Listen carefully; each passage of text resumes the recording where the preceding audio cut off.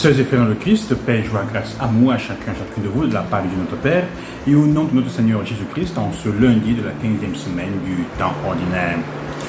Alors nous commençons à lire le livre de l'Exode, nous avons déjà commencé à lire le livre de l'Exode, et nous entrons dans le début de l'histoire, de ce que sera l'histoire d'Israël dans ses débuts de l'esclavage, comment l'esclavage arrive. Le texte nous dit qu'un pharaon nouveau arrive, qui ne connaissait pas, qui n'avait pas connu Joseph. Et la raison pour laquelle il met le peuple en esclavage, c'est parce qu'il a peur. Ils ont peur que ce peuple, en grandissant, en se multipliant, va les dominer. Vous voyez, sœurs et frères, c'est une mentalité qui n'est pas nouvelle. C'est une mentalité que nous vivons encore aujourd'hui. J'ai suivi il y a quelques jours le commentaire d'un homme politique européen, et il y a en 2015 quelque chose qui avait été dit de cette manière, qui disait qu'ici, il y a quelques années, les Occidentaux étaient 4 fois plus nombreux que les Africains. Aujourd'hui, c'est le contraire. L'Afrique est devenue 4 fois plus peuplée que l'Occident. Et la peur pour laquelle il disait il faut arrêter le maximum, faire le maximum pour arrêter l'immigration. Faire le maximum, évidemment, aussi disait quelqu'un, pour arrêter le taux démographique qui est en train d'augmenter en Afrique. Pourquoi? Parce qu'on a peur. Il disait parce qu'ils vont coloniser. Quand nous étions plus nombreux, 4 fois plus nombreux, on a colonisé le monde et l'Afrique. Maintenant qu'ils sont 4 fois plus nombreux que nous, ils vont coloniser l'Europe. Donc, c'est la même histoire. Pharaon a peur. Il a peur parce que le peuple est en train de grandir, d'augmenter. Et alors, il le met en esclavage pour le torturer. Quand les gens ont peur de nous, ils font tout pour nous faire de nos esclaves. Quand les gens ont peur de votre potentiel, de votre capacité, ils font tout ce qu'ils peuvent pour vous tenir sous leur joug, pour faire de vous des esclaves. Alors, il s'agit de regarder autour de nous aujourd'hui, quelles sont les situations dans lesquelles les gens nous tiennent esclaves. Et se poser la question, de quoi est-ce que la personne a peur quand elle veut que je sois son esclave? Qu'elle veut faire de moi son esclave? Qu'est-ce qu'elle a peur? De quoi est-ce qu'elle a peur? Le texte nous dit que plus Pharaon tenait en esclavage et plus le peuple proliférait. C'est intéressant. Quand un peuple est oppressé, opprimé, il tend à résister. La résistance fait qu'il tende à accélérer le processus que tu veux arrêter. Il se multiplie. Mais sœurs et frères, je voudrais m'arrêter sur ça un peu. Comment est-ce que nous tenons les uns les autres esclaves? Pour différentes raisons, parce que nous voulons les dominer. Parce qu'on a peur. On a peur que ces personnes soient capables de faire quelque chose de mieux.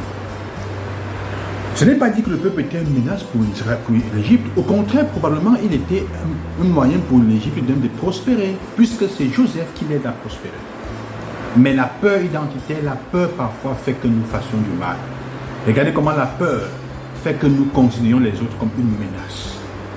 Souvent, c'est parce que nous avons peur des autres que nous les considérons comme une menace. Peur que l'autre soit plus beau que moi, alors c'est une menace à ma beauté et au rayonnement de ma personne autour de moi. Peur que l'autre soit plus intelligent. Peur que l'autre soit meilleur que moi, alors c'est l'impression que si la personne est mieux que moi, la peur fait que je dois l'éliminer. Alors on veut ou je la tiens sous mon joug, ou alors je l'élimine. Dans les groupes auxquels nous appartenons, si une personne appartient à notre groupe, si elle est intelligente, je dois la tenir chez moi. Il faut que je la tienne. Et Jésus, dans l'évangile, nous fait comprendre cela aussi. Il dit, faites attention.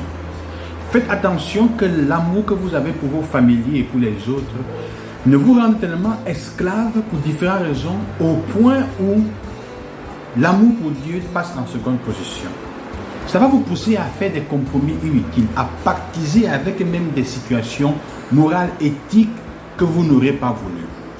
Imaginez qu'un enfant, par exemple, qui vous fait du chantage parce qu'il dit « Si tu m'aimes, tu dois me supporter dans telle chose. » Ou votre mari ou votre femme. « Si tu m'aimes, tu dois me supporter pour tromper telle personne. Si tu m'aimes, tu dois me supporter pour voler ici, pour faire du mal là-bas. » Alors, si tu n'es pas fort dans tes principes et dis l'amour de Dieu, le respect donc de l'amour de Dieu, de ses paroles, de sa parole et de ses idéaux, et de son éthique vient avant tout, tu vas te trouver en train d'être embourbé dans des situations terribles parce que, entre guillemets, tu aimes.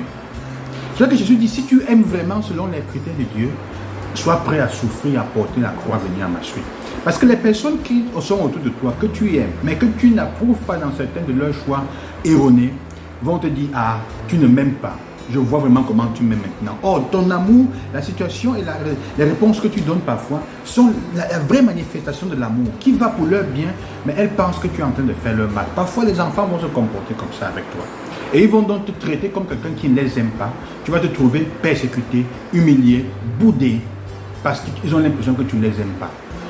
Comme l'enfant à qui manger du piment fait mal à l'estomac, mais il veut toujours manger. Tu le lui enlèves, alors il te boude. Il dit, maman ne m'aime pas. Alors que tu l'aimes. Ça va devenir une croix. Jésus dit, faites attention. Il faut accepter la croix de l'amour mal compris. L'amour qui est mal compris, qui n'est pas bien interprété, pour pouvoir me suivre.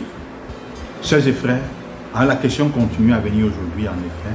La peur souvent d'être la peur souvent d'être insulté, ou la peur que les autres parfois disent que nous ne les aimons pas, nous fassent du chantage, fait que nous acceptons d'avoir des compromis avec eux. Et donc de mettre Jésus et Dieu en seconde position. Et si tu ne m'aimes pas plus que eux, tu ne peux pas les aimer bien. En fait, c'est ça. Si tu ne m'aimes pas plus que ton père, ta mère, tes frères et sœurs, tu ne peux pas bien les aimer. C'est simplement ça. Que le Seigneur qui vous accompagne, aujourd'hui, qui vous bénisse en cette journée, et surtout qui vous donne la grâce de regarder quelles sont les personnes autour de vous que vous tenez esclaves parce que vous avez peur de leur potentiel.